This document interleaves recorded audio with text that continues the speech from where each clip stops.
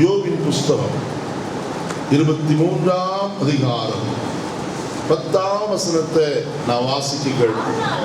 ஆனாலும் நான் போகும் வழியை அவர் அறிவார். அவர் என்னை சோதித்த பின் நான் பொன்னாக விளங்குவேன். கர்த்தருடைய பரிசுத்த நாமத்துக்கு ஸ்தோத்திரம் உண்டாவதாக. கூடி வந்திருக்கிற உங்கள் யாவரையும் இந்த நல்ல நாளிலே கர்த்தருடைய செய்தியை கேட்கிற உங்கள் யாவருக்கும் கர்த்தருடைய நாமத்தினாலே வாழ்த்தலையும் வந்தனங்களையும் தெரிவித்துக் கொள்கிறேன்.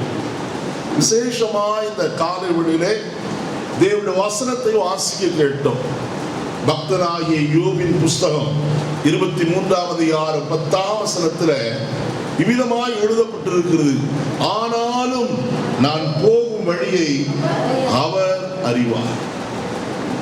நான் போகிற வழியை யார் அறிந்திருக்கிறது? கர்த்தர் அறிந்திருக்கிறார் என்று சொல்லி பக்தனாகி யோபு சொல்கிறார். தேவன் இந்த வசனத்தை நமக்கு ஆசீர்வதித்து கொடுக்கும்படியாய் ஒரு நிமிஷம் நம்முடைய தலைகளை தாழ்த்தி கர்த்தரை நோக்கி பார்ப்போமா? பரலோகத்தின் நல்ல பிதாவே, நம்முடைய பரிசுத்த குமாரனாகிய இயேசு கிறிஸ்துவின் விலையேறப்பெற்ற நாமத்தினாலே இந்த காலை வேளையிலேயும் நீர் எங்களுக்கு என்று ஆயத்தம் பண்ணி இருக்கிறேன் இந்த மன்னாவுக்காய் நமக்கு நன்றி சொல்கிறேன் ஐயா. இப்பொழுதும் எங்களோடு பேசுவீராக. வேதத்தின் வசனங்களை ஆண்டவரே எங்களுக்கு விலக்கி காட்டும்படியாய் கர்த்தருடைய ஆவியானவர் கிருபை செய்ய வேண்டும் என்று ஜெபிக்கிறேன் ஐயா. எம்மாவூருக்கு போன சீஷரோடு கூட ஆண்டவரே மறைந்தவராய் வேதத்தின் ரகசியங்களை எங்களுக்கு விலக்கி காட்டினபடியாலே அதே போல இன்றைக்கும் எங்களுக்கு வேதத்தின் ரகசியங்களை விலக்கி காட்டும்படியாய் என்று ஜெபிக்கிறோம். வேதத்தை நாங்கள் அறிந்து கொண்டவர்களாய் சத்தியத்தில் நாங்கள் உறுதிப்பட உறுதியாய் நிலைத்திருக்க எங்கள் ஒவ்வொருவருக்கும் நீர் அனுக்கிரகம் செய்யும்படிக்கு ஜெபிக்கிறோம். சகலவற்றையும் பொறுப்படுத்திக் கொள்ளும். துதி கன மகிமை உமக்கு மாத்திரம் செலுத்துகிறோம் எங்கள் மீட்பர் இயேசு கிறிஸ்துவின் நல்ல நாமத்தில் ஒரு நல்ல பிதாவே. கர்த்தருடைய பரிசுத்த நாமத்துக்கு மறுபடியும் ஸ்தோத்திரம் செலுத்துகிறேன். வசனத்தை நான் வாசித்தோம். ஆனாலும் நான் போகும் வழியை அவர் அறிவார். இன்றைக்கு அநேக ஜனங்கள் தாங்கள் எங்கே போகிறோம், எங்கே சென்று கொண்டிருக்கிறோம் என்று அறியாமல் நடக்கிறவர்களாய் காணப்படுகிறார். உதாரணமாய் சொல்ல போனால் வாலிபர்களை பாருங்க. எங்கப்பா போறேன்? சும்மா போறேன். எங்கே? ஏதாவது காரியம் இல்லையா? இல்ல, சும்மா அப்படியே ஒரு சுற்றி சுற்றி வருகிறேன். அருமையானவர்களே, ஒரு நாளிலே தேவ புத்திரர் கூடி வந்திருந்த போது பிசாசும் அவர்கள் நடுவிலே வந்து என்ன செய்தார்? நின்றார். ஆண்டவர் அவனை பார்த்து கேட்டார், நீ எங்கே இருந்து வருகிறாய் என்று கேட்டார். நான் சொன்னா, சும்மா ஊரெல்லாம் சுற்றி அப்படி வருகிறப்பா, பூமி எங்கும் சுற்றி உலாவி கொண்டு நான் வந்து கொண்டிருக்கிறேன். எதற்கு அவர் அப்படி செய்கிறார்? நமக்கு தெரியும் வேதம். அவன் மிகவும் வஞ்சிக்கிறவனாய் காணப்படுகிறவன். யாரை விழுங்கலாமோ என்று வகை தேடி அவன் என்ன செய்கிறவன்? சுற்றி திரிகிறவனாகவே காணப்படுகிறான். கர்த்தருடைய வேதத்தில் ஒரு அருமையான ஒரு வசனம் உண்டு. வசனம் இப்படியாய் சொல்லப்பட்டிருக்கிறது. பார்ப்போமா? 39ஆம் சங்கீதத்தின் புஸ்தகம் 39 6வது வசனத்தை பாருங்கள். வேஷமாகவே மனுஷன் என்ன செய்கிறான்? திரிகிறான். விருதாவாகவே சஞ்சலப்படுகிறான். ஆஸ்தியை சேர்க்கிறான். யாரை வாரிக்கொள்வான் என்று அறியாதிருக்கிறான். இதுல முதல் வார்த்தை ரொம்ப அழகா இருக்கிறது. வேஷமாகவே மனுஷன் என்ன செய்கிறான்? திரிகிறான். வேஷத்தோடு திரிகிறவனாய் காணப்படுகிறான். ஒரு குறிக்கோளோடு கூட இன்னைக்கு அநேக மனுஷர்கள் கடந்து போவது இல்லை. வசனத்துல நான் வாசித்தோம். ஆனாலும் நான் போகிற வழியை அவர் அறிந்திருக்கிறார். கர்த்தர் நம்முடைய வழிகளை அறிந்திருக்கிறவர். நாம் எங்கே போகிறோம்? ஒருவேளை நாம் குறிக்கோள் இல்லாதபடிக்கு கடந்து போய் கொண்டிருந்தாலும் கூட நம்முடைய வழி, நாம் எங்கே போகிறோம், எங்கே வருகிறோம் என்பது எல்லாவற்றையும் கர்த்தர் செய்திருக்கிறார். நேர்த்தியாய் அறிந்திருக்கிற கர்த்தர். அருமையானவர்களே, இன்னைக்கு காலையில் எத்தனை பேர் எங்கே போக வேண்டும் என்று சொல்லி தெரியாதபடிக்கு அப்படியே நேராய் இங்கே வந்தீர்களோ எனக்கு தெரியாது. ஆனால் கர்த்தர் எல்லாவற்றையும் என்ன செய்திருக்கிறார், அறிந்தவராய் காணப்படுகிறார். நீங்கள் போக வேண்டிய வழி இன்னதென்று அறிந்திருக்கிற கர்த்தர் அவரே உங்களை என்ன செய்கிறவர், நடத்துகிறவராய் காணப்படுகிறார். பக்தன் சொல்லும் போது சொல்கிறான், நடக்கிறவருடைய நடைகள் அவனாலே என்ன செய்கிறது இல்லை, ஆகிறது இல்லை என்று எழுதப்பட்டு இருக்கிறது. நடக்கிறவருடைய நடைகள் அவனாலே ஆகிறது இல்லை, கர்த்தராலே மாத்திரமே அவைகள் ஆகிறது என்று கர்த்தருடைய வசனத்தின் மூலமாய் நாம் பார்க்க முடியும். இந்த காலையிலே நான் சில காரியங்களை உங்களோடு கூட பகிர்ந்து கொள்ளும்படியாய் நான் விரும்புகிறேன். சிலர் போகிற வழி எப்படிப்பட்டதாக இருந்தது, அதனுடைய முடிவு எப்படிப்பட்டது என்பதை குறித்து தான் நான் இன்னைக்கு உங்களோடு சற்று நேரம் பேசும்படியாய் விரும்புகிறேன். முதலாவது நம்முடைய வேதத்தை ஆதியாகமத்தின் புஸ்தகம் 16ஆம் அதிகாரத்துக்கு நேராய் திருப்பிக் கொள்வோம். 7வது வசனத்தை வாசிக்கலாம். கர்த்தருடைய தூதனானவர் வனாந்திரத்திலே சூருக்கு போகிற வழி அருகே இருக்கிற நீரூற்றண்டையில் கண்டு. இங்கே கர்த்தருடைய வசனம் ஆகாரை குறித்து சொல்லப்பட்டிருக்கிறதை நாம் பார்க்க முடிகிறது. ஆகார் ஆபிரகாமுடைய வீட்டிலே வேலைக்காரியாய் காணப்பட்டவள். உண்மையுள்ளவளாய் காணப்பட்டது நிமித்தமோ என்னவோ ஆபிரகாமுடைய மனைவியாகிய சாராள் தன் எஜமானாகிய ஆபிரகாமை பார்த்து விதமாய் சொன்னான், ஆண்டவரே, நீர் என் அடிமை பெண்ணோட சேரும், அப்படியாயும் என்னுடைய வீடு என்ன செய்யப்படும், கட்டப்படும் என்று சொல்லி அவள் சொல்லுகிறவளாய் காணப்பட்டாள். தேவனுடைய வாக்குத்தத்தத்தை பெற்றவள், தேவன் நேரடியாய் பேசுவதை கேட்டவள், தன்னுடைய மாம்சீக சிந்தனைக்கு தன்னை அர்ப்பணித்தவளாய் ஆபிரகாமுக்கு ஆலோசனை சொல்கிறார், இவளிடத்திலே சேரும், இவள் மூலமாய் என் வீடு என்ன செய்யப்படும், கட்டப்படும். அப்படி ஆபிரகாம் ஆகாரை சேர்த்துக் கொண்டான். கர்த்தருடைய வசனத்தில் என்ன வாசிக்கிறோம், சேர்த்துக் கொண்ட போது அவள் கர்ப்பம் தரித்தாள். அவள் கர்ப்பவதியானதை கண்டபோது அவள் தன் நாச்சியாரை என்ன செய்தாலாம், அற்பமாக எண்ண ஆரம்பித்தாள். இது சாராளுக்கு மிகவும் விசனமுள்ளதாய் காணப்பட்டது.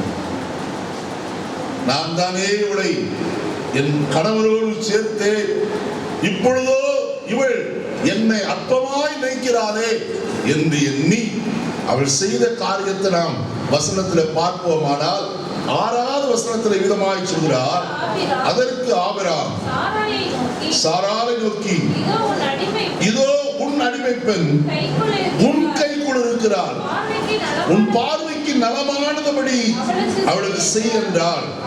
அப்பொழுது சாராய் அவளை கடினமாய் நடத்தினான்.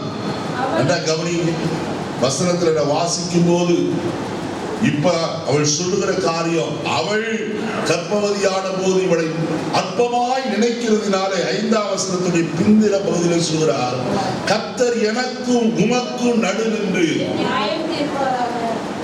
குற்றம் செய்தவன் ஒருவள். ஆனால் இப்பொழுது சொல்கிறார், கர்த்தர் உனக்கும் எனக்கும் நடு நின்று என்ன செய்வாராக, நியாயம் தீர்ப்பாராக. உடனே ஆபிரகாம் சொல்லிட்டார், அவன் உன் கையில் இருக்கிறார், உன் பார்வைக்கு நலமானபடிக்கு நீ எதை செய்ய வேண்டுமோ செய்கின்றார். அப்பொழுதுதான் சாராய் ஆகாரை கடினமாய் நடத்தினார். உடனே அவள் வீட்டை விட்டு என்ன செய்தாலாம், ஓடி போகிறவளாய் கண்டார். வசனம் சொல்கிறது 6வது வசனத்துல அவள் வீட்டை விட்டு ஓடி போனார். அப்படி ஓடி போகிற வழியிலே வசனம் சொல்கிறது 7வது வசனம், கர்த்தருடைய தூதனானவர் அவளை வனாந்திரத்தில் சூருக்கு போகிற வழி அருகே இருக்கிற நீரூற்றண்டையில் அவளை கண்டார். நல்ல கவனிங்க, தன் நாச்சியாரை அற்பமாய் எண்ணினவள் கடினமாய் நடத்தப்பட்டு இப்பொழுது வீட்டை விட்டு ஓடி போகிறார். ஆனால் கர்த்தருடைய தூதன் அவளை என்ன செய்தார், கண்டார் என்று கர்த்தருடைய வசனம் சொல்லுகிறதை நாம் பார்க்க முடியும். என்னை கேட்கிற அருமையான கர்த்தருடைய ஜனமே, ஒருவேளை இந்த காலை வேளையிலே நம்முடைய வாழ்க்கையிலே கூட நாம் இப்படிப்பட்ட ஒரு சூழ்நிலையில் காணப்படலாம். மற்றவர்களாலே கடினமாய் நடத்தப்பட்டு, நிந்திக்கப்பட்டு, மிகவும் கொடுமையாய் நடத்தப்பட்டு நாம் ஒருவேளை தூரமாய் விலகி போகிறவர்களை போல காணப்படலாம். ஒன்று உங்களுக்கு சொல்லுகிறேன், கர்த்தர் உங்களை காண்கிறவராய் இருக்கிறார். நீங்கள் எங்கே கடந்து போனாலும் கர்த்தர் போகிற வழியை அறிந்து உங்களை என்ன செய்கிறவர்? முதலாவது காண்கிறவராய் காணப்படுகிறவர். ஆயினத்தார் அருமையான இந்த ஆகார் 13வது வசனத்துல அவள் சொல்லும் போது சொல்கிறாள், அப்பொழுது அவள் என்னை காண்பவரை நானும் இவ்விடத்தில் கண்டேன் அல்லவா என்று சொல்லி தன்னோட பேசின கர்த்தருக்கு நீர் என்னை காண்கிற தேவன் என்று பெயரிட்டார். அருமையானவர்களே, நீங்கள் எந்த சூழ்நிலையில் காணப்பட்டாலும் உங்களுடைய சூழ்நிலையை அறிந்திருக்கிற கர்த்தர் உங்களை காண்கிறவராய் காணப்படுகிறார். கர்த்தருடைய கண்கள் பூமி எங்கும் என்ன செய்கிறது? சுற்றி உலாவிக் கொண்டிருக்கிறது என்று எழுதப்பட்டிருக்கிறது. வசனத்தில் வாசிக்கிறோம், தம்மை பற்றி உத்தம இருதயத்தோடு இருக்கிறவர்களுக்கு தமது வல்லமை விளங்கப்படும்படிக்கு கர்த்தருடைய கண்கள் பூமி எங்கும் என்ன செய்கிறது? உலாவிக் கொண்டிருக்கிறது. கர்த்தருடைய கண்கள் நீதிமான்கள் மேல் நோக்கமாய் காணப்படுகிறது. கர்த்தருடைய கண்கள் பரலோகத்திலிருந்து மனுபுத்திரர் என்ன செய்கிறது? கண்ணோக்கி பார்க்கிறது என்று எழுதப்பட்டிருக்கிறது. இந்த காலைவெளியில் அருமையான கர்த்தருடைய ஜனமே, சங்கீதக்காரனாகிய தாவீது 139ஆம் சங்கீதத்தில் சொல்லும் போது இவ்விதமாய் சொல்கிறார், உம்முடைய பார்வைக்கு மறைவாய் நான் எங்கே போவேன்? அருமையானவர்களே, அவருடைய பார்வைக்கு மறைவான சிருஷ்டி ஒன்றுமில்லை என்று கர்த்தருடைய வேதம் சொல்லுகிறது. நீ அவருடைய பார்வையிலே காணப்படுகிறாய். ஒருவேளை உன்னை நீ மறைத்திருக்கலாம். ஆண்டவருடைய பார்வைக்கு நீ மறைக்கப்பட்டவன் அல்ல, மறைக்கப்பட்டவனும் அல்ல. கர்த்தருடைய காண்கிறவராய் காணப்படுகிறார். அவருடைய எல்லா நிலைமைகளை அறிந்தவர், உன் வேதனைகளை அறிந்தவர், உன் பாடுகளை அறிந்திருக்கிறவர், உன்னுடைய சகல நிலைகளையும் அறிந்திருக்கிற கர்த்தர் இந்த காலவெளியில் அவரை காண்கிறார் என்பதை மறந்து போக வேண்டாம். நீ எங்கே இருந்தாலும் அவரை காண்கிறவர் என்பதை மனதிலே கொள்வாயாக. நாம் பாதாளத்தில் படுக்கை போட்டாலும் அங்கேயும் இந்த கையனை பிடிக்கும்.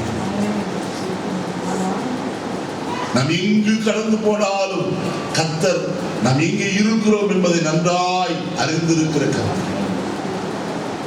ஆகாரை கண்டவர் இந்த காலைவெளியில உங்களையும் கண்டிருக்கிறார் என்று நான் உங்களுக்கு சொல்ல விருப்பமாயிருக்கிறேன். வேதத்தில் அநேகரை கண்டிருக்கிறார். அருமையானவர்களே, சங்கீதக்காரன் சொல்லும் போது அதே 139ஆம் சங்கீதத்தில் சொல்கிறார், என் கருவை உம்முடைய கண்கள் என்ன செய்தது? கண்டது. நீ கருவில் இருக்கும் போதே உன்னை கண்ட கர்த்தர் ஏற்ற காலத்துல நீ கர்ப்பத்திலிருந்து வெளிப்பட்ட பிறகு உன்னை காண்கிற தேவனாகவே காணப்படுகிறார். அவருடைய பார்வை உன்மேல் எப்போதும் இருக்கிறது என்பதை மறந்து போகாதே. அவர் உன்னை காண்கிறவர்.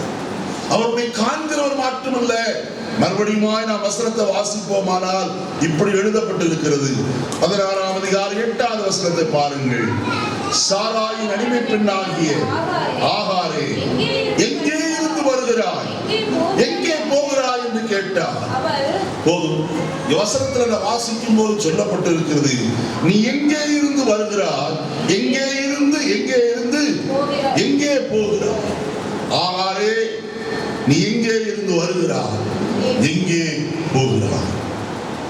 அவர் உன்னை விசாரிக்கிற தெய்வம். அருமையானவர்களே, அவர்களை காண்கிறவர் மாத்திரமல்ல, அவர்களை விசாரிக்கிறவராய் இருக்கிறார். கர்த்தருடைய மக்களே, யார் உங்களை விசாரிக்காவிட்டாலும் கர்த்தர் உங்களை விசாரிக்கிறவராய் இருக்கிறார் என்பதை மறந்து போகாதீர்கள். கர்த்தருடைய வேதம் சொல்லுகிறது, அவர்கள் உன்னை விசாரிப்பட்ட சீயோன் என்று சொல்லி உனக்கு தன்னுண்டவன் என்று பெயரிட்டபடியினாலே நான் காயங்களை என்ன செய்ய போகிறேன்? ஆற்றி உனக்கு ஆரோக்கியம் வர பண்ணி என்று கர்த்தருடைய வசனம் எரேமியா தீர்க்கதரிசி மூலமாய் சொல்லப்பட்டிருக்கிறது நாம் பார்க்கிறோம். இந்த காலைவெளியிலே நீ விசாரிப்பற்ற சீயோனாய் இருக்கிறார். ஒருவரோடு விசாரிக்காதபடிக்கு காணப்படலாம்.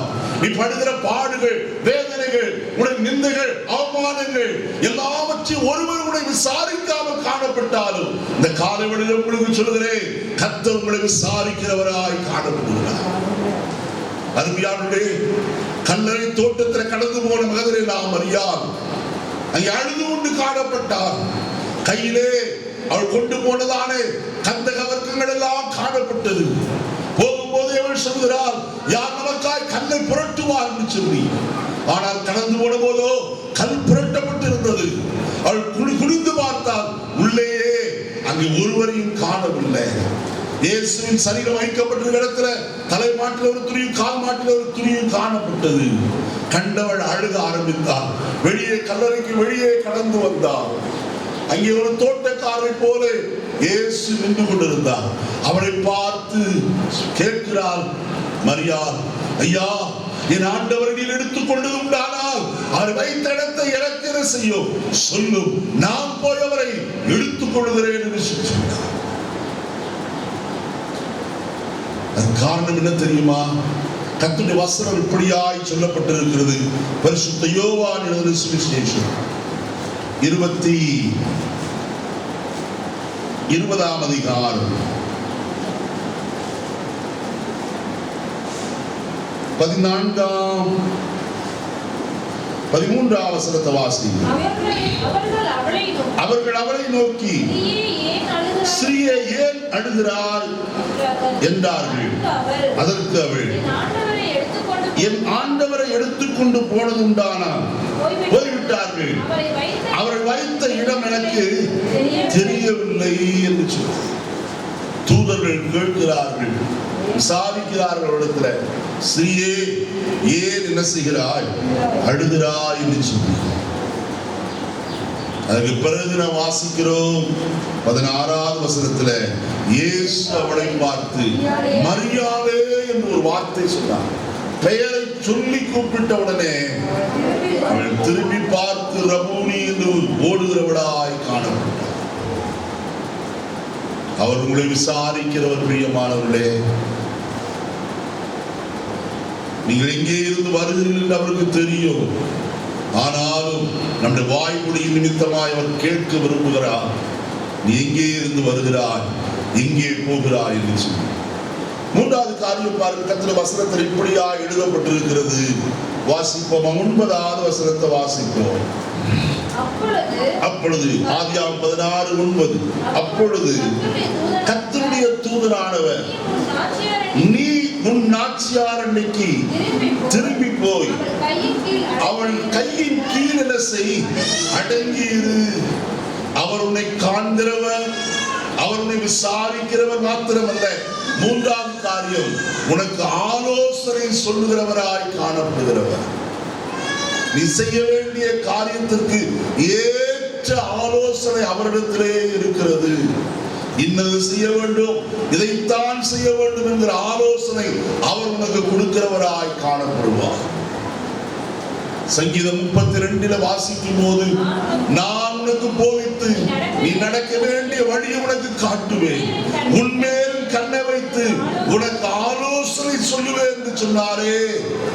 நீ நடக்க வேண்டிய வழியில உன்னை நடத்தும்படிக்கு உன் தேவனாய கர்த்தர் உனக்கு ஆலோசனை சொல்கிறவராய் காணப்படுகிறார். நீ இன்னது செய்ய வேண்டும், இப்படி செய்ய வேண்டும் என்கிற ஆலோசனை கர்த்தரிடத்திலே இருக்கிறது. ஜனங்கள் வனாந்திரத்திலே காணப்பட்டார்கள். 3 நாட்களாய் அவர்களுக்கு தண்ணீர் கிடையாமல் இருந்தது. அதற்கு பின்பு தண்ணீர் கிடைத்தது. அந்த தண்ணீர் எப்படி இருந்ததா, கசப்பாய் இருந்தது என்று எழுதப்பட்டிருக்கிறது. மோசேயை பார்த்து கர்த்தர் ஒரு ஆலோசனை சொன்னார். மோசேயே, அந்த மரத்தை வெட்டி தண்ணீரிலே போடு. போட்ட மாத்திரத்திலே நடந்த காரியம், மாறாவின் கசப்பான தண்ணீர் மதுரமுள்ளதாய் மாறி போனது என்று வாசிக்கிறோம். இந்த காலை வேளையிலே உன் வாழ்க்கையை மதுரமாக்க ஆண்டவராலே மாத்திரமே முடியும். அவரிடத்திலே தான் ஆலோசனை இருக்கிறது என்று உனக்கு சொல்லுகிறேன். மாத்திரமல்ல, கானா ஒரு கல்யாண வீட்டுக்கு இயேசு கடந்து போயிருந்தார். திராட்சரசம் குறைவுபட்டு போயிற்று. மரியாளிடத்திலே வந்து சொன்னால் திராட்சரசம் குறைவுபட்டு போய்விட்டு இயேசு மரியாளை பார்த்து சொன்னார், ஸ்திரீயே, உனக்கும் எனக்கும் என்ன, என் வேலை இன்னும் வரவில்லை என்று சொன்னார். மரியாள் போய் வேலைக்காரரை பார்த்து அவர் உங்களுக்கு என்ன சொல்கிறாரோ அதன்படி செய்யுங்கள் என்று சொல்லி அவளுக்கு சொன்னார். இயேசு வேலைக்காரரை பார்த்து சொன்னார், கச்சாடிகளில் தண்ணீரை என்ன செய்யுங்கள், நிரப்புங்கள். அவர் தண்ணீர் முழுவதும் நிரப்பினார்கள். 6 கச்சாடிகளையும் முழுமையாய் நிரப்பினார்கள். நிரப்பின பிறகு மறுபடியும் வந்தார்கள். பார்த்து சொன்னார், அதை கொண்டு பந்தி விசாரிப்பு காலத்தில் என்ன செய்யுங்கள், கொடுங்கள். அது கொடுத்து அவர்கள் பரிமாறின போது வசனத்தில் வாசிக்கிறோம், முந்தின ரசத்தை பார்க்கிலும் பிந்தின ரசம் அதிக மதுரம் உள்ளதாய் காணப்பட்டது. வசனத்தை வாசிக்கிறோம். இந்த காலை வேளையிலே அருமையான கர்த்தருடைய ஜனமே, அவர் உங்களுக்கு நல்ல ஆலோசனைகளை சொல்லுகிறவராய் காணப்படுகிறார். மனுஷனுடைய ஆலோசனையை பார்க்கிறோம், கர்த்தருடைய ஆலோசனையே நிலை நிற்கும் என்று கர்த்தருடைய வேத வசனம் சொல்லுகிறது. இஸ்ரவேல் ஜனங்கள் எகிப்திலே இருந்து புறப்பட்டு கானானுக்கு பிரயாணப்பட்டுக் கொண்டிருக்கிறார்கள். போகிற வழியிலே திரும்பி பார்த்தபோது பார்வோனுடைய சேனைகளை துரத்தி கொண்டு வருகிறது. எல்லாரும் பயந்தார்கள், நடுங்கினார்கள். என்ன செய்வது, அவ்வளவு தான் என்று சொல்லி கலக்கத்தோடு கூட மோசேயை பார்த்து சொன்னார்கள், கல்லறை தோட்டம் எங்களுக்கு எகிப்தில் இல்லை என்றால் இந்த வனாந்திரத்தில் எங்களை கொண்டு வந்து. காரணம், முன்னே சிங்களல் காணப்படுகிறது, பின்னையோ பார்வோனுடைய சேனைகளை துரத்தி கொண்டு வருகிறது. தப்பிக்க வழியறியாது இருக்கிறோமே என்று சொன்னார்கள். ஆண்டவர் சொன்னார், நீங்கள் நின்று கொண்டு கர்த்தர் இன்றைக்கு உங்களுக்கு செய்யும் ரட்சிப்பை பாருங்கள் என்று சொன்னார். மோசேயிடத்தில் ஆலோசனை சொன்னார், மோசேயே, நீ சமுத்திரத்தை என்ன செய், பிளந்து விடு. மோசே கையை நீட்டி சமுத்திரத்தை அடித்த போது சமுத்திரம் 2ஆய் பிரிந்தது என்று கர்த்தருடைய வசனத்தின் மூலமாய் நாம் அறிகிறோம். கர்த்தருடைய ஆலோசனை மகா பெரியது. பிரியமானவர்களே, எரிகோவின் கோட்டை இஸ்ரவேல் ஜனங்கள் உட்பிரவேசிக்க கூடாதபடிக்கு தடையாய் காணப்பட்டது. என்ன செய்வது என்று தெரியவில்லை. ஆனால் தேவன் யோசுவாவுக்கு ஆலோசனை கொடுத்தார். யோசுவாவே, உடன்படிக்கை பெட்டியை சுமக்கிற ஆசாரியர்கள் இந்த எரிகோவை ஒவ்வொரு நாளும் சுற்றி கொண்டு நடக்க வேண்டும். 7வது நாள் 7 முறை சுற்றி, 7வது முறை சுற்றி வரும்போது நான் சொல்லுகிற வேளையில் ஆர்ப்பரிகள் என்று சொல்லும்போது ஆர்ப்பரிக்க வேண்டும். அப்படி ஆர்ப்பரிக்கும் போது எரிகோவின் கோட்டையில செய்யும் தானாய் விழும் என்று சொன்னார். கர்த்தருடைய மக்களே, இந்த காலவெளியிலே உங்களுக்கு ஆலோசனை சொல்கிற ஒரு நல்ல கர்த்தர் ஒருவர் உண்டு. இன்னைக்கு ஆலோசனை மையங்களை தேடி போகிறவர்களாய் காணப்படுகிறார்கள் மக்கள். கர்த்தரிடத்தில் அமர்ந்து, கர்த்தாவே, நீர் எனக்கு என்ன ஆலோசனை சொல்லுகிறீர், எனக்கு சொல்லும் ஆண்டவரே. கர்த்தரிடத்தில் கேட்கிற எவனுக்கும் யாருக்கும் கர்த்தர் நல்ல ஆலோசனைகளை கொடுக்கிற தேவனாய் காணப்படுகிறார். அவருடைய ஆலோசனை ஜெயம் கொடுக்கிறதாய் காணப்படும். என்று சொன்னால் கர்த்தருடைய வசனம் சொல்கிறது, அவர் ஆலோசனையில் எப்படிப்பட்டவர், ஆச்சரியமானவர், செயலிலே எப்படிப்பட்டவரா, மகத்துவம் உள்ளவராய் இருக்கிறார் என்று ஏசாயா 29ஆம் அதிகாரத்தில் சொல்கிறார். இந்த காலையிலே அவருடைய ஆலோசனைகள் ஆச்சரியமானவைகள். ஆகாருக்கு ஆலோசனை சொல்கிறார், நீ போய் நாச்சியார் அண்டையிலே போய் அவள் கையின் கீழ் என்ன செய், அடங்கி. 4வது காரியம் கர்த்தருடைய வசனத்தில் வாசிக்கும் போது 10வது வசனம் சொல்லுகிறது, பின்னும் கர்த்தருடைய தூதனானவர் அவளை நோக்கி, உன் சந்ததியை மிகவும் பெருக பண்ணுவேன், அது பெருகி அது எண்ணி முடியாததா இருக்கும். அருமையானவர்களே, கர்த்தருடைய வாக்கு தத்தம் உங்களுக்கு கிடைக்க பெற்றது. அனாதையாய் போய் கொண்டிருந்தவள் கர்த்தராலே கண்டுபிடிக்கப்பட்டாள். மாத்திரமல்ல, அவளால் விசாரிக்கப்பட்டாள். அவளுக்கு ஆலோசனை வழங்கப்பட்டது. 4வது காரியம் அங்கே சொல்லப்படுகிறது நாம் பார்க்கிறோம். கர்த்தர் வாக்கு தத்தத்தை அவளுக்கு கொடுக்கிறவராய் இருக்கிறார். என்ன வாக்கு தத்தம்? நீ ஒரு குமாரனை பெறுவாய், மன்னிக்கணும், உன் சந்ததியை மிகவும் பெருக பண்ணுவேன், அது பெருகி எண்ணி முடியாததாய் இருக்கும். எவ்விதமாய் ஆபிரகாமுக்கு கர்த்தர் வாக்குத்தத்தம் பண்ணின போது, உன் சந்ததியும் வானத்து நட்சத்திரங்களை போலவும் கடற்கரை மணலை போலவும் காணப்படும் காணப்படும் என்று சொன்னாரோ அதே போல இங்கே ஆகாருக்கு வாக்குத்தத்தம் கொடுக்கிறார். உன் சந்ததியும் எண்ணி முடியாததாய் காணப்படும். கர்த்தருடைய மக்களே, இந்த காலைவெளியில் அருமையான ஐயா சாட்சி சொல்லும்போது ஒரு வசனத்தை விதமாய் சொன்னார். அவர் வாக்குத்தத்தம் பண்ணினதில் எப்படிப்பட்டவர்? உண்மை உள்ளவராய் காணப்படுகிறவர். தேவனுடைய வாக்குத்தத்தங்கள் எல்லாம் கிறிஸ்து இயேசுவுக்குள் ஆம் என்றும் ஆமென் என்றும் இருக்கிறது என்று எழுதப்பட்டிருக்கிறது. தேவனுக்கு வாக்குத்தத்தம் பண்ணி இருக்கிறாரா? நிச்சயமாய் நிறைவேறியே ஆகும். தேவன் ஒரு நாளும் பொய்யுரையாத தேவனாய் காணப்படுகிறார். எவ்வளவேனும் பொய்யுரையாத கர்த்தரைத்தான் நீங்களும் நானும் ஆராதித்துக் கொண்டு வருகிறோம். அப்படிப்பட்ட கர்த்தர் இந்த காலவெளியில் நமக்கு வாக்குத்தத்தங்களை கொடுத்திருக்கிறார். அந்த வாக்குத்தத்தங்கள் அவர் மூலமாக நிச்சயமாய் நிறைவேறியே ஆகும். ஆபிரகாமுக்கு வாக்குத்தத்தம் பண்ணினவர் 75வது வயதில் வாக்குத்தத்தம் பண்ணின கர்த்தர் 99வது வயதிலே அது நிறைவேற்ற போதுமானவராய் காணப்பட்டார். 100வது வயதிலே தன் கையிலே பாலங்களை சுமந்து கொண்டிருந்தார். அவன் சரீரம் செத்தவன் தான். ஸ்திரீகளுக்குள்ளே உண்டாயிருந்த வழிபாடு சாராளுக்கு நின்று வாய்க்குதான்.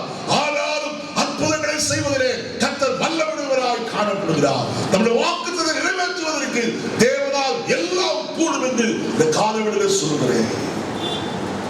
ஆபகுக்கின் புஸ்தகம் 2வது அதிகாரத்தில் வாசிக்கும் போது குறித்த காலத்திற்கு தரிசனம் வைக்கப்பட்டிருக்கிறது.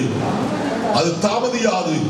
அது தாமதித்தாலும் அது நிச்சயமாக செய்யும், நிறைவேறும். அது பொய் சொல்லாது, அது வரும் என்று எழுதப்பட்டிருக்கிறது. இந்த காலவெளியில் அருமையான கர்த்தருடைய பிள்ளையே, தேவனுக்கு கொடுத்த வாக்குத்தத்தங்களை ஒரு விஷயம் நினைவு கூர்ந்து அவரை ஸ்தோத்திரிக்கப்பா. கர்த்தாவே, இந்த வாக்குத்தத்தை நீ எனக்கு நிறைவேற்ற வல்லவராய் இருக்கிறீர், நிச்சயமாய் நிறைவேற்றுவீர் என்று ஸ்தோத்திரம் பண்ணிக்கொண்டே இரு. நிச்சயமாய் தேவன் உன் வாழ்க்கையில வாக்குத்தத்தங்களை நிறைவேற்றுவார். என்ன வாக்குத்தத்தம் கொடுத்தாரோ நீ அதை குறித்து கவலைப்பட வேண்டிய அவசியம் இல்லை. அந்த வாக்குத்தத்தம் எவ்வளவு பெரியது என்று நீ பாராதே. ஏனென்றால் வாக்குத்தத்தம் பண்ணினவர் வாக்குத்தத்தம் பண்ணினதை பார்க்கிறோம் எப்படிப்பட்டவராய் இருக்கிறார், பெரியவராய் காணப்படுகிறார். அவராலே செய்யக்கூடாத அதிசயமான காரியம் ஒன்றுமில்லை. கர்த்தருடைய வீட்டை கட்டுவேன் என்று சொன்னாரா? நிச்சயமாய் செய்ய தேவன் போதுமானவராய் இருக்கிறார். கர்த்தருடைய உயர்த்துவேன், பிரபுக்களோடு ராஜாக்களோடு உட்கார வைப்பேன் என்று சொன்னாரா? நிச்சயமாய் நிறைவேற்ற போதுமானவர். அருமையானவர்களே, யோசேப்புக்கு தரிசனத்தின் மூலமாய் வாக்குத்தத்தம் பெற்றது. தேவன் ஏற்ற காலத்தில் நிறைவேற்றினார். குறித்த காலத்திற்கு தரிசனம் வைக்கப்பட்டிருக்கிறது. குறித்த காலத்திற்கு தேவன் வாக்குத்தத்தங்களை வைத்திருக்கிறார். நிச்சயமாக நிறைவேற்றியே ஆவார். 5வது காரியத்தில் உங்களுக்கு சொல்லி கடந்து போக விரும்புகிறேன். 12வது வசனத்தை வாசிப்போம். அவன் துஷ்ட மனுஷனாய் இருப்பான், அவனுடைய கை எல்லாருக்கும் விரோதமாக இருக்கும், எல்லாருடைய கையும் அவனுக்கு விரோதமாக இருக்கும், தன் சகோதரன் எல்லாருக்கும் எதிராக பிள்ளையுடைய எதிர்கால தன்மையை குறித்தவர் சொல்கிறார். அருமையானவர்களே, நமக்கு தெரிந்ததெல்லாம் நிகழ்காலம் தான், எதிர்காலம் தெரியாது. இப்ப என்ன நடக்கும்னு தெரியும். இன்னொரு 5 நிமிஷம் கழிச்சு என்ன நடக்க போகிறது என்று நமக்கு தெரியவே தெரியாது. ஆனால் கர்த்தர் முக்காலங்களையும் அறிந்திருந்தவர். முந்தின காலங்கள், இறந்த காலம், நிகழ்காலம், இனி எதிர்காலம் எல்லாவற்றையும் செய்திருக்கிறவர் அறிந்தவராய் காணப்படுகிறார். ஆபிரகாமை பார்த்து சொன்னார், உன் சந்ததியர் தங்களுடைய அல்லாத அந்நிய தேசத்திலே 400 வருஷம் பத்திரப்படுவார்.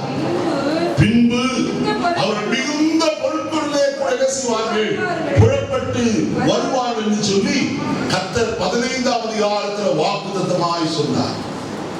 பாருங்க, ஆதியாகமம் 15வது அதிகாரம் 13வது வசனத்தை வாசிப்போமா? அப்பொழுது அவர் ஆபிரகாமை நோக்கி, உன் சந்ததியார் தங்களுடையதல்லாத அந்நிய தேசத்திலே பரதேசிகளாய் இருந்து தேசத்தாரை சேவிப்பார்கள் என்றும் அவர் 400 வருஷம் உபத்திரவப்படுவார் என்றும் நிச்சயமாய் அறிய கிடவாய். சேவிக்கும் ஜாதிகளை நான் நியாயம் தீர்ப்பேன். பின்பு மிகுந்த பொருட்களிலே கூட புறப்பட்டு வருவார். ஐயா 400 வருஷங்களுக்கு பிறகு நடக்க போறதான காரியத்தை கர்த்தர் திட்டமும் தெளிவுமாய் செய்தார். ஆபிரகாமுக்கு சொல்லுகிறவராய் காணப்பட்டார். ஆபிரகாமே, உன் சந்ததியாருடைய எதிர்காலம் இவ்வண்ணமாய் இருக்கும். அந்த கவனியுங்கள், இன்னும் ஒரு குழந்தை கூட அவனுக்கு பிறக்கவில்லை ஆபிரகாமுக்கு. ஆனால் எதிர்காலத்தை குறித்து பேசிக்கொண்டே இருக்கிறார்.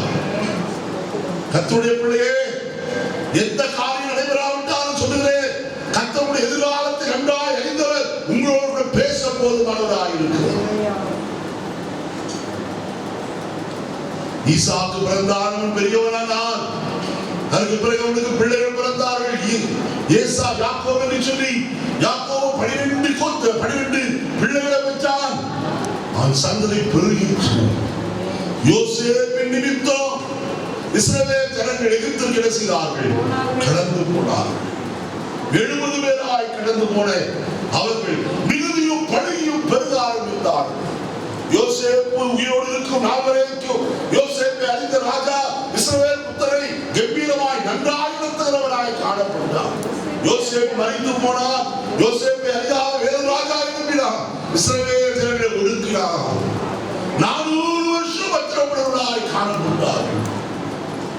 வசனத்தை வாசித்தீர்கள் என்றால் தெரியும். யாத்திராகமத்தின் புத்தகம் 2ஆம் அதிகாரத்தில் முதல் அதிகாரத்திலிருந்து வாசிக்க முடியும்.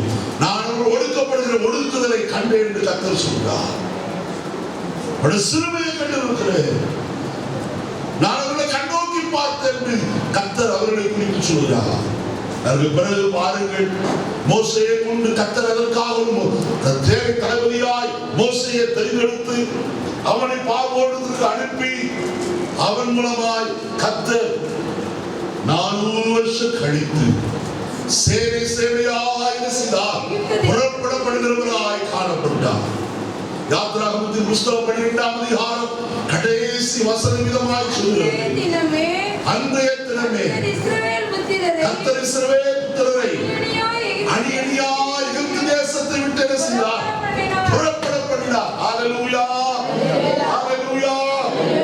கர்த்தர் சொன்னபடியே கர்த்தர் குறிப்பிட்ட நாள் வந்தபோது சரியாய் அவர்கள் என்ன செய்தாராம்? புறப்படப்படுகிறவராய் காணப்பட்டார். கர்த்தருடைய பிள்ளையே, இந்த காலையில் ஒன்று உங்களுக்கு சொல்கிறேன், உங்களுடைய எதிர்காலத்தை அறிந்திருக்கிற கர்த்தர் உங்களுடைய முற்றிலும் அவருடைய கையிலே ஒப்புக் கொடுங்க. நிகழ்காலம் வேண்டுமானால் உங்களுக்கு தெரியலாம், ஆனால் அவருடைய எதிர்காலத்தை கடித்து வைத்திருக்கிறவர் அவர்தான். பக்தராகியோ பேதுரு சொல்லும்போது, ஏற்ற காலத்தில் தேவன் உங்களை உயர்த்தும்படிக்கு பலத்த கரத்துக்குள்ளே செய்யுங்கள், அடங்கி அவர் உங்களை உயர்த்துகிறவர். உடைய எதிர்காலம் என்றாய் அறிந்திருக்கிற கர்த்தர் அவர்தான். ஆகாரை கண்டார். எங்கே கண்டார்? சூருக்கு போகிற வழியிலே வனாந்திரத்தில் கண்டவர் இதை உங்களையும் கண்டு கொண்டிருக்கிறார். இரண்டாவது ஒரு நபரை குறித்து நான் சொல்லும்படியாய் விரும்புகிறேன். கர்த்தர் தாமே உங்களை விசேஷமாய் ஆசீர்வதிப்பாராக. இந்த வசனங்களை கொண்டு வாசிப்போம். ஆதியாகமத்தின் புத்தகம் 28ஆம் அதிகாரம், ஆதியாகமம் 28ஆம் அதிகாரம் 10-11 வசனங்களை வாசிப்போம். யாக்கோபு பெயர்சபாவை விட்டு புறப்பட்டு ஆரானுக்கு போக பிரயாணம் பண்ணி ஒரு இடத்திலே வந்து சூரியன் அஸ்தமித்தபடியினால் அங்கே ராத்தங்கி கற்களில் ஒன்று எடுத்து தன் தலையின் மேல் வைத்து அங்கே நித்திரை செய்யும்படி என்ன செய்தான்? படுத்துக் கொள்கிறவனாய் காணப்பட்டான். நல்லா கவனிங்க, வசனம் என்ன சொல்வது?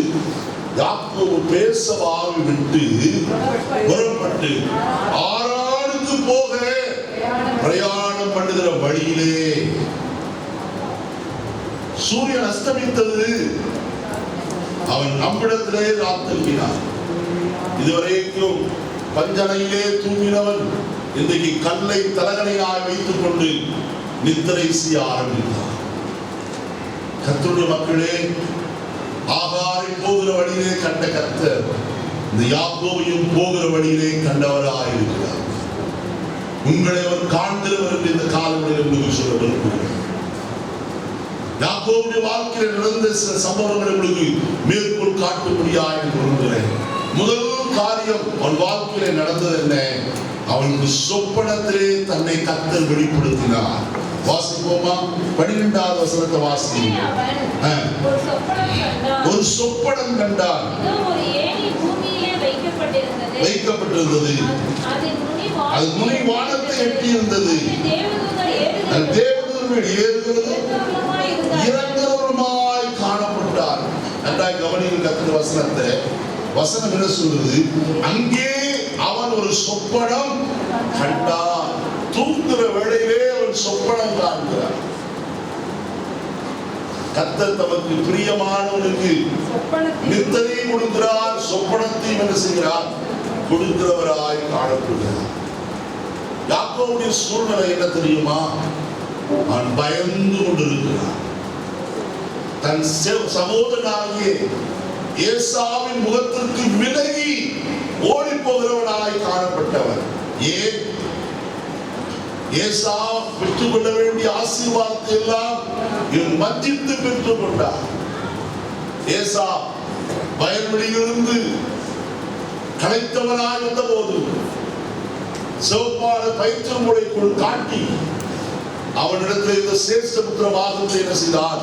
பறித்துக் கொள்கிறவனாய் காணப்பட்டார். இரண்டாவது தன் தகப்பனாய் ஈசாக்கு நீ போய் வனாந்திர வனத்திலே வேட்டையாடி நன்றாய் சமைத்துக் கொண்டு வா, நான் உன்னை ஆசீர்வதிக்கட்டும் என்று சொன்ன போது தன் தாயாகிய ரெபெக்காளின் முகாந்திரமாய் ஆலோசனையை கேட்டு நன்றாய் சமைத்த ஆட்டுக்குட்டியை கொண்டு போய் தன் தகப்பனாகிய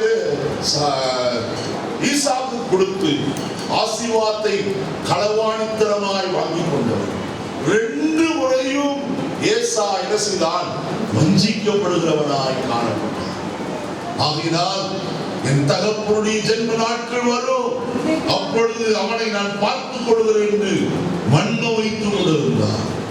இது அறிந்துதானே ரெபெக்கா நான் 2 பேரையும் ஒரே நாளிலே சாக கொடுக்காதபடிக்கு நீ என் சகோதரனாகி லாபானை வீட்டுக்கு ஓடி போய் என்று சொல்லி அவனை அனுப்புகிறவராய் காணப்பட்டார். அப்படி போகிற வழியிலே தான் கர்த்தர் அவனுக்கு சொப்பனத்தில் தன்னை வெளிப்படுத்துகிறவராய் காணப்பட்டார். அருமையானவர்களே, தேவன் நமக்கு ஏதோ ஒரு வகையிலே நம்மோடு என்ன செய்கிறவர்? இடைப்படுகிற தேவனாய் காணப்படுகிறார். சொப்பனங்களோ தரிசனங்களோ ஏதோ ஒரு விதத்தில் தேவன் நம்மை தைரியப்படுத்தும்படி நம்மோடு பேசுகிறவர்.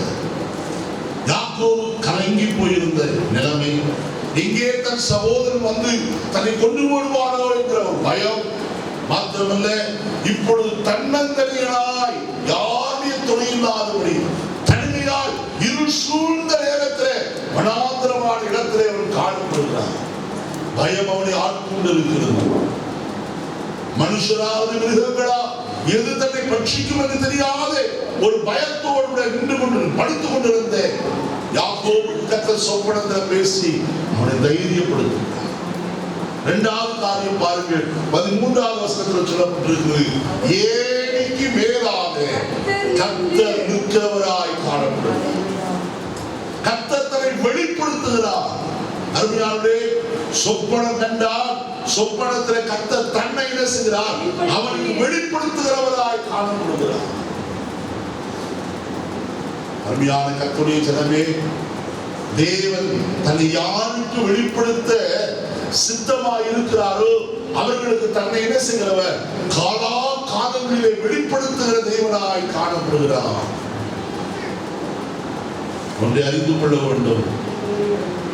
என்னாகமத்தின் புஸ்தகம் 12ஆம் அதிகாரத்தை சற்று திருப்புவோம் என்று சொன்னால் அங்கு இவ்விதமாய் எழுதப்பட்டிருக்கிறதை நான் வாசிக்க முடியும். பார்ப்போமா? 6வது வசனத்தை வாசிங்க. அப்பொழுது அவர் என் வார்த்தைகளை கேளுங்கள், உங்களுக்குள்ளே ஒரு தீர்க்கதரிசியாய் இருந்தால் கர்த்தராகிய நான் தரிசனத்தில் என்னை அவனுக்கு வெளிப்படுத்தி சொப்பனத்தில் அவனோடு செய்வேன், பேசுவேன். கர்த்தர் தம்முடைய சித்தத்தை சொப்பனத்திலே விளங்கப்படுகிற தேவனாய் இருக்கிறார். கர்த்தர் ஏணிக்கு மேலாய் நின்று கொண்டிருக்கிறதை யாக்கோபு கண்டுவிட்டான். மூன்றாவது காரியம் என்ன? கண்டதோடு மாத்திரமல்ல, 13வது வசனத்திலிருந்து வாசிப்போம். ஆதியாகமம் 28. அதற்கு மேலாக கர்த்தர் நின்று, நான் உன் தகப்பனாகிய ஆபிரகாமின் தேவனும் ஈசாக்கின் தேவனுமாய் இருக்கிறவர் கர்த்தர், நீ படுத்திருக்கிற பூமியை உனக்கும் உன் சந்ததிக்கும் தருவேன். உன் சந்ததி பூமியின் தூளை போல் இருக்கும். நீ மேற்கையும் கிழக்கையும் வடக்கையும் தெற்கையும் பரப்புவாய்.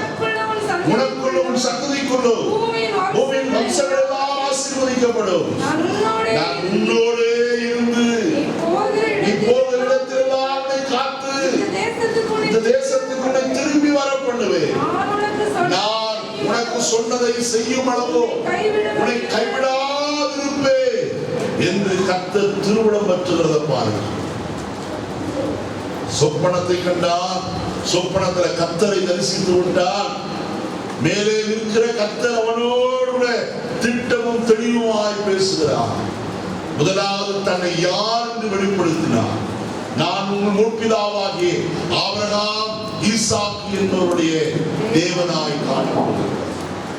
அடுத்து சொல்லும் போது சொல்கிறார், நீ படுத்திருக்கிற இந்த பூமி உனக்கு என்ன செய்வேன்? தருவேன் என்று சொல்கிறார். மாத்திரமல்ல, நீ எல்லாம் சந்ததி என்ன செய்யும்? எல்லா இடங்களிலும் பூமியை பரம்பி இருக்கும் என்று சொல்கிறார். அடுத்து சொல்கிறார், நான் உன்னோடே இருந்து நீ போகிற இடத்திலெல்லாம் என்ன செய்வேன்?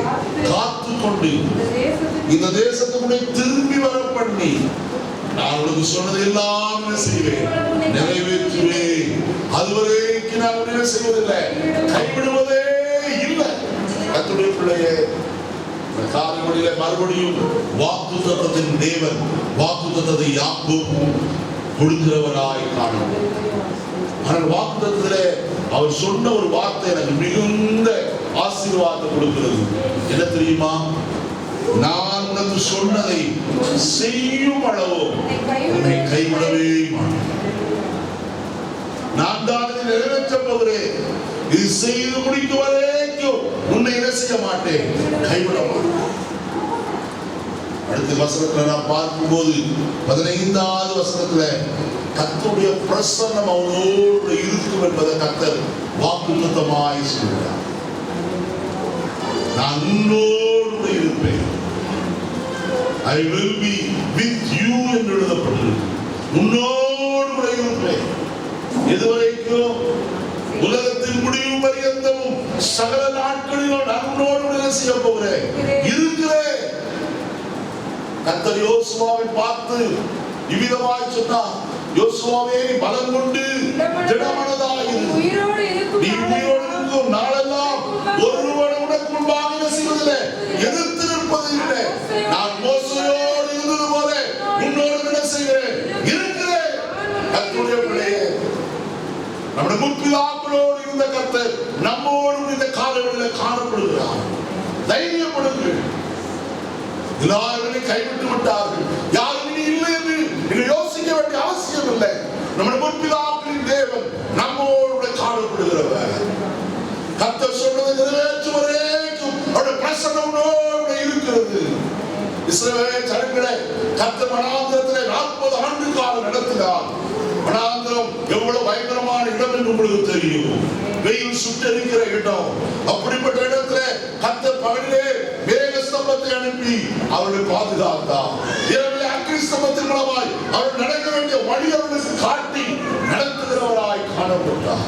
உண்மையில் கரிசனை உள்ள கர்த்தர் அவர். அவருடைய பிரசன்னம் உன்னோடு இருப்பதற்கு காரணமே உன்னை கரிசனையாய் நடத்துகிற கர்த்தர் அவர். இஸ்ரவேல் ஜனங்களை பார்த்து கேட்போமானால், இஸ்ரவேல் ஜனமே 40 ஆண்டு காலமாய் வனாந்திரத்தில் நடந்து வந்தீர்களே, உங்களுக்கு ஏதாயிலும் குறைவு இருக்கிறதா என்று கேட்டால் அவர் சொல்வார்கள், ஒன்றும் குறைவுபடவில்லை என்று சொல்லி கர்த்தர் சொன்னார். ஏன் தெரியுமா? 40 ஆண்டு காலமும் அவர்கள் போட்டிருந்த வஸ்திரம் என்ன செய்யவில்லை, பழமையாய் போகவில்லை. அவர் கால்களில் அணிந்திருந்த பாதரட்சைகள் தேய்ந்து போகவும் இல்லை, அவருடைய கால்கள் வீங்கவும் இல்லை. அவர்களே பலவீனப்பட்டவன் ஒருவரும் இருந்ததில்லை. காரணம் அவருடைய பிரசன்னத்தின் கீழாய் காணப்பட்டார். கர்த்தரே இந்த காலையில் உங்களுக்கு சொல்கிறேன், யாக்கோபை பார்த்து வாக்குத்தத்தமாய் கர்த்தர் சொன்ன வார்த்தையின்படியே அவருடைய பிரசன்னம் அவனோடு காணப்பட்டது. அவன் சொல்லுகிறான் மறுபடியும், ஆண்டவரே நான் போகிற இடத்திலெல்லாம் என்னை காப்பாற்றி உண்ண ஆகாரம் உடுத்த வஸ்திரமும் தந்து என்னை தகப்பன் வீட்டுக்கு திரும்பி வர பண்ணுவீரானார். எனக்கு தேவனாயிருப்பார். நான் தூணாக நிறுத்திருந்த கல் தேவனுக்கு வீடாகும் என்று சொல்லுகிறார். கர்த்தருடைய எல்லா சூழ்நிலைகளிலும் பாதுகாக்கிறவராய் காணப்பட்டார்.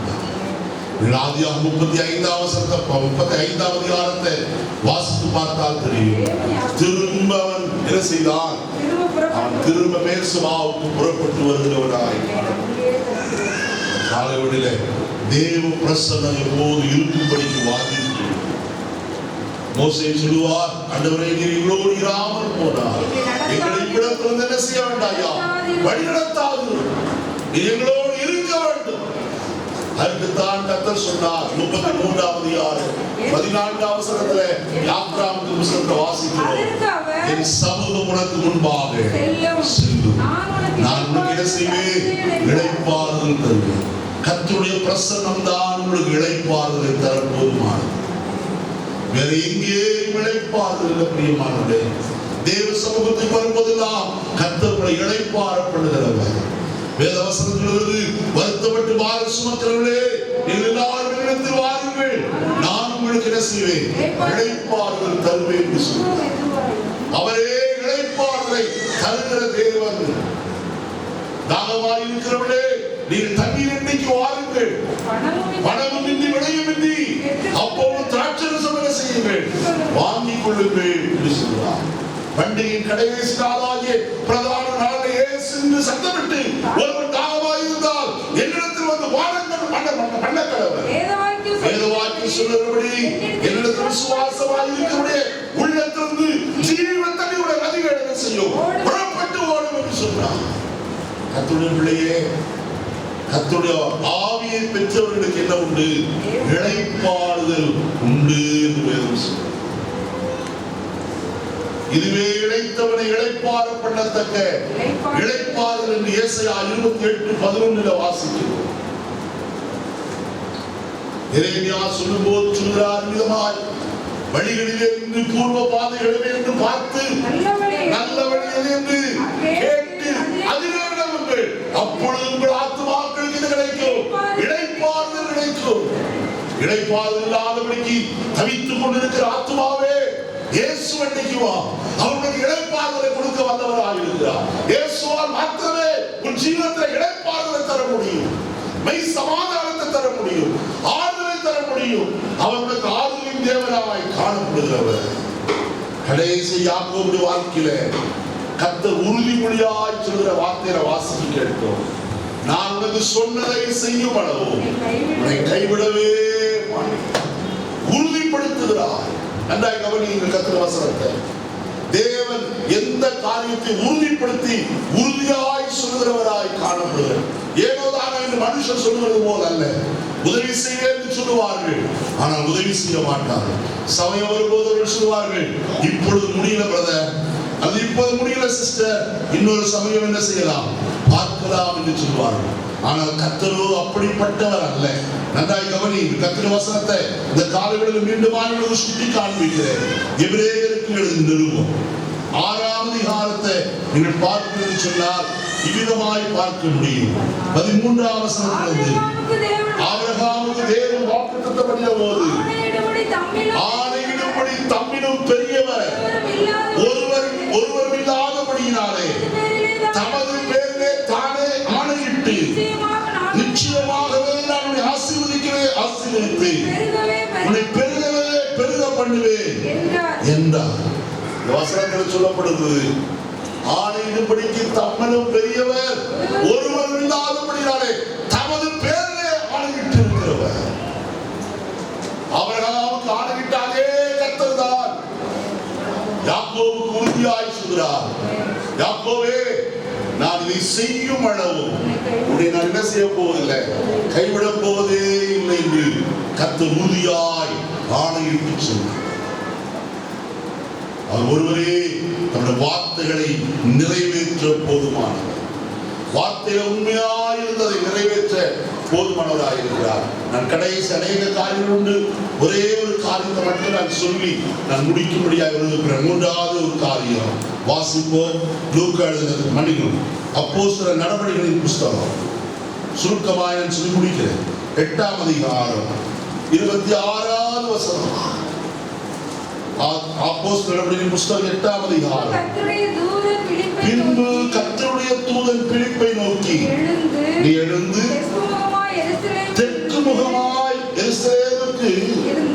எருசலேமிலிருந்து காசா பட்டணத்திற்கு போகிற வனாந்தர மார்க்கமாய் போ. நன்றாய் கவனியுங்கள். வசனம் சொல்லுகிறது, கர்த்தருடைய தூதன் பிலிப்பை பார்த்து சொல்லுகிறார். Philip was too busy in the ministry. பிலிப்பை கொண்டு கர்த்தர் சமாரிய பட்டணத்தில் எழுப்புதலை ஏராளம் உண்டாக்கினார். சமாரியர் அநேகர் ரட்சிக்கப்பட்டார்கள். அநேக அற்புதங்கள் அடையாளங்கள் பிலிப்பின் கையினாலே நடப்பிக்கப்பட்டது. இப்பொழுது அவன் வருகிறான் எருசலேமுக்கு. எருசலேமுக்கு வந்தபோது கர்த்தருடைய ஆவியானவர், கர்த்தருடைய தூதனானவர் அவனோடு கூட பேசுகிறார். பிலிப்பே, நீ எழுந்து தெற்கு முகமாய் எருசலேமிலிருந்து காசா பட்டணத்துக்கு போகிற வனாந்தர மார்க்கமாய் போ. நல்ல கவனிங்க, இந்த வழியாய் போ. முதலாவது கர்த்தர் அவனுக்கு கட்டளை கொடுக்கிறார். அருமையானவர்களே, ஊழியத்தை செய்யும்படிக்கு தேவன் கட்டளை கொடுக்கிறவர். வசனத்தை வாசிப்பேன் என்று சொன்னால் உங்களுக்கு விளங்கும்படியாய் சொல்கிறேன். மத்தேயு எழுதின சுவிசேஷம் 28ஆம் அதிகாரம் 19-20 வசனங்களை வாசிக்கும் போது, ஆகையால் நீங்கள் புறப்பட்டு போய் சகல ஜாதிகளையும் சீஷராக்கி பிதா குமாரன் பரிசுத்த ஆவியின் நாமத்தினாலே அவர்களுக்கு ஞானஸ்நானம் கொடுத்து நான் உங்களுக்கு கட்டளையிட்ட யாவையும் அவர்கள் கைக்கொள்ளும்படிக்கு அவர்களுக்கு உபதேசம் பண்ணுங்கள். இதோ உலகத்தில் முடிவு பரியந்தம் சகல நாட்களிலும் நான் உடனே கூட செய்கிறேன் இருக்கிறேன் என்று சொல்கிறார். சீஷருக்கு ஆண்டவர் கட்டளை கொடுத்தார். நீங்கள் பூமி எங்கும் போய் சர்வஜாதிக்கு விண்ணத்தை பிரசங்கம் பண்ணுங்க, சுவிசேஷத்தை அறிவியுங்கள், நற்செய்தியை சொல்லுங்கள். ஆண்டவர் முழு உலகத்தின் மேல் கரிசனை உடையவர். நன்றாய் கவனிப்போம். முழு உலகமும் நற்செய்திதான் நிரப்பப்பட வேண்டும் என்று கரிசனை உடையவராய் கர்த்தர் காணப்படுகிறார். ஆனால் அதே சமயத்தில் தனித மனிதன் மேலும் அவர் அதிக கரிசனை கொண்டவர். இந்த காலை வேளையிலே இங்க இருக்கிற எல்லார் மேலும் கரிசனை உடையவர் தான். ஆனால் யாரோ ஒருவர் மேலே மிகுந்த கரிசனை உடையவராய் இந்த காலை வேளையிலே கர்த்தருடைய ஆவியானவர் பேசிக் கொண்டிருக்கிறார். கர்த்தர் சொல்கிற காரியம் என்ன? நீ புறப்பட்டு போ.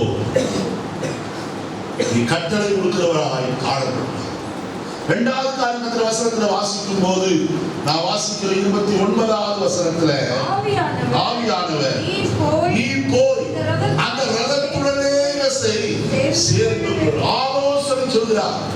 அந்த கவனிங்கள், குருட்டுத்தனமாய் பேசுகிறவர் அல்ல நம்முடைய ஆண்டவர். ஏதோ ஒரு காரியத்தை சொல்லி நீ அப்படி போய் என்று சொல்லுகிறவர் அல்ல, குறிப்பிட்டு பேசுகிற தெய்வமாய் காணப்படுகிறார். நன்றாய் கவனியுங்கள். அனனியாவோடு கர்த்தர் பேச ஆரம்பித்தார். அனனியாவே, நீ நேத்து எனப்பட்ட தெருவுக்கு போ. அங்கே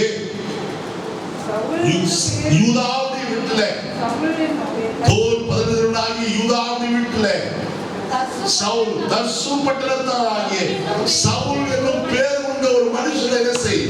தேடு. அவன் இப்ப என்ன செய்யறான்? ஜெபம் பண்றான். கர்த்தர் எங்கே இருக்கிறார்? அவனுடைய தெரு பேரை சொன்னார்.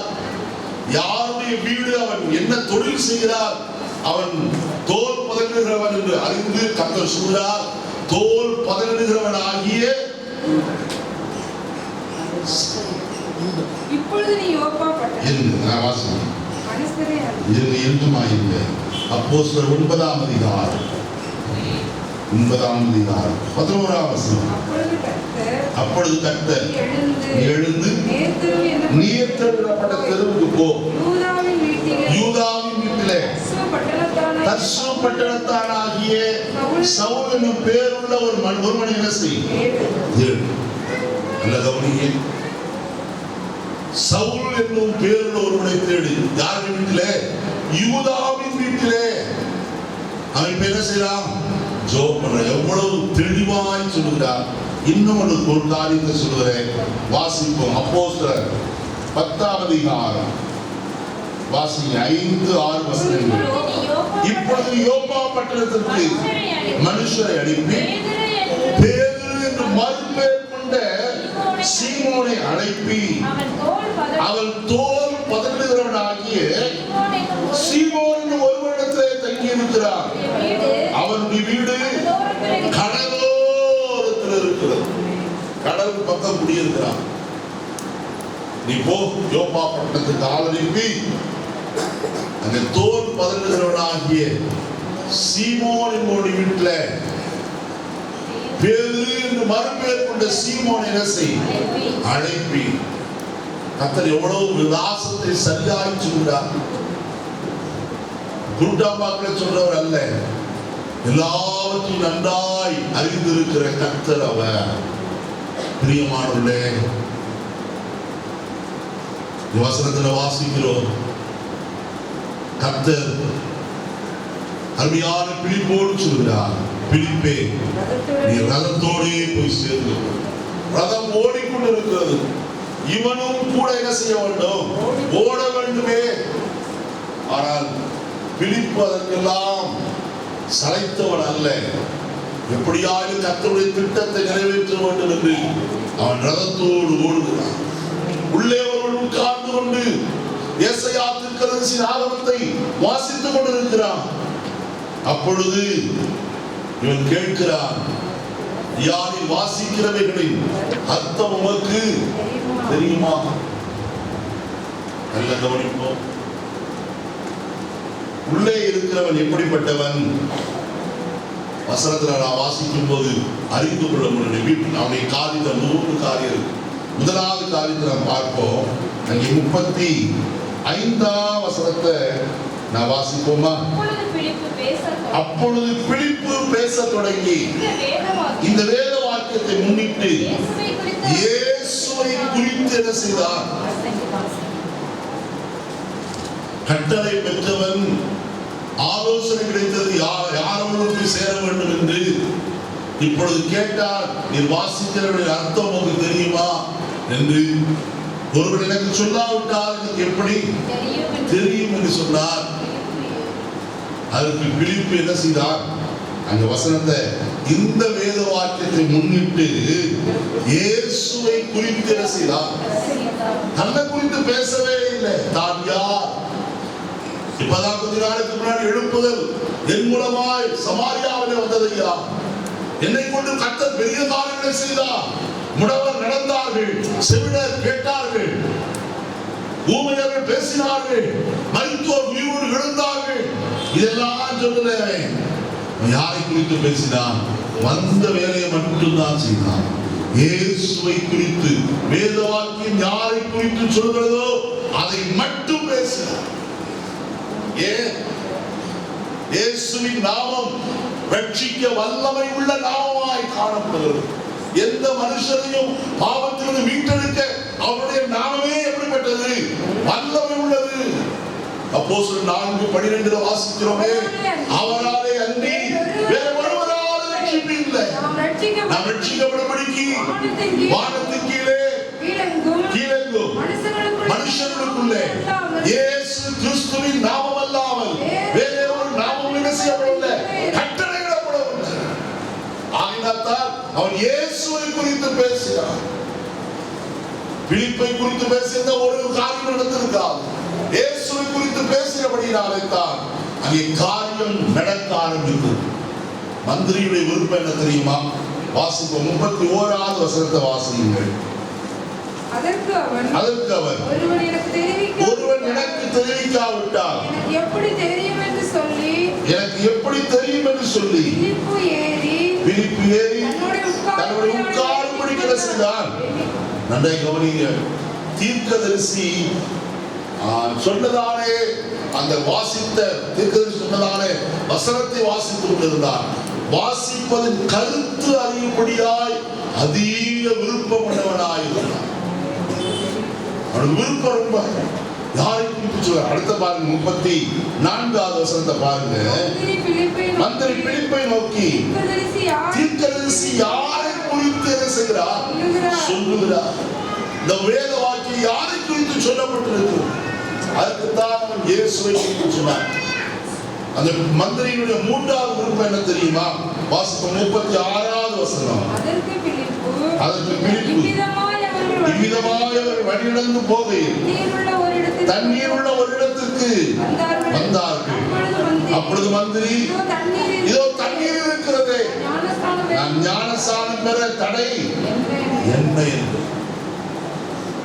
இயேசுவை குறித்து, ஞானஸ்நானத்தை குறித்து எல்லாம் தெளிவாய் பேசிவிட்டார். பேசிவிட்டு அவன் மௌனமாக இருந்தார். இவன் சொல்றான், மந்திரி, தண்ணீர் இருக்கிறதே, ஞானஸ்நானம் பெற எனக்கு என்னையாவது. பிலிப்பு சொன்னான், நீ விசுவாசித்தால் யாரும் தடை. அவனுடைய என்ன சொன்னான்? அவன் கிறிஸ்து இயேசுவை தேவனுடைய குமாரன் என்ன செய்யலே விசுவாசிக்கிற. 37வது வசனத்தில் 2 பேர் ரதத்தை நிறுத்தினார்கள். பிலிப்பு மந்திரியும் தண்ணீரை இறங்கினார்கள். ஞானஸ்நானம் கொடுத்தார். மந்திரிக்கு கிடைத்த ஒரு காரியம் என்ன தெரியுமா? வசனத்துல வாசிக்கிறோம். 39வது வசனத்தை பாருங்கள். கரையேறின பொழுது கர்த்தருடைய ஆவியானவர் பிலிப்பை கொண்டு போய்விட்டார்.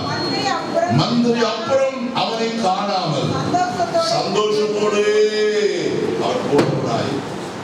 துக்கத்தோடு போகவில்லை, சந்தோஷத்தோடு தன் வீட்டுக்கு செய்தார். திரும்பி போகிறவனாய் காணப்பட்டார். இந்த காலை வழியிலே என்னை கேட்கிற அருமையான கர்த்தருடைய ஜனமே, கர்த்தர் உங்களை வழியே போகிற வழியிலே உங்களை சந்திக்கிறார். வேதவசனத்தை விலக்கி காட்டும்படி உங்களுக்காக தன்னுடைய ஆட்களை அனுப்புகிற தெய்வம் அவர். உங்களுடைய ரட்சிப்பின் திட்டம் கர்த்தருடைய கையிலே இருக்கிறது. அந்த ரட்சிப்பின் திட்டத்திற்கு நீங்கள் கீழ்ப்படியுங்கள். கர்த்தருடைய ஆசீர்வாதமாக. எல்லாரும் எழுந்து நிற்போமா?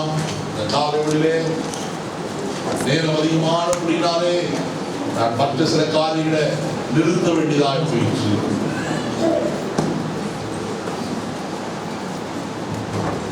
போகிற வழியிலே சந்திக்கிற கர்த்தர் ஆகாரை சூருக்கு போகிற வழியிலே சந்தித்த கர்த்தர் இன்றைக்கு உங்களையும் சந்திக்க போதுமானவராக இருக்கிறார். பேர்சபாவை விட்டு ஆரானுக்கு போகிற வழியிலே யாக்கோபை சந்தித்த கர்த்தர் இன்றைக்கு உங்களையும் சந்திக்க போதுமானவர்.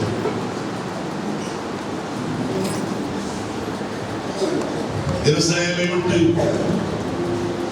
காசாவுக்கு போகிற வனாந்திர மார்க்கமாய் தெற்கு முகமாய் போகிற வழியிலே கர்த்தர் பிலிப்பை அனுப்பி கந்தேகா மந்திரியை சந்திக்கும்படிக்கு செய்த கர்த்தர் இன்றைக்கும் உங்களுக்காக கரிசனை உடையவராய் காணப்படுகிறார். அவர் கூட்டத்தார் மேல் மாத்திரமல்ல, தனி மனிதன் மேலும் கரிசனை உடையவர் என்பதை இந்த காலைகளில் மறுபடியும் சொல்லுகிறேன். நீங்கள் தான் அவருக்கு தேவை, நீங்கள் அவருக்கு வேண்டும்.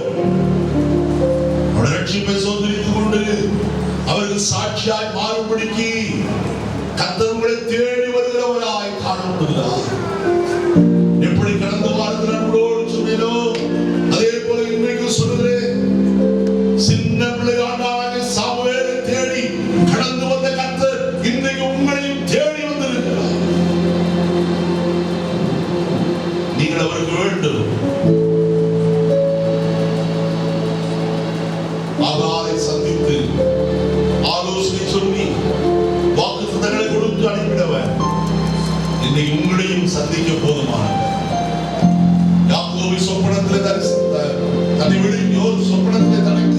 தன்னை வெளிப்படுத்தி வாக்குத்தத்தங்களை கொடுத்து அவனை ஆசீர்வதித்த கர்த்தர் இன்றைக்கு உங்களையும் ஆசீர்வதிக்க சித்தம் கொண்டிருக்கிறார்.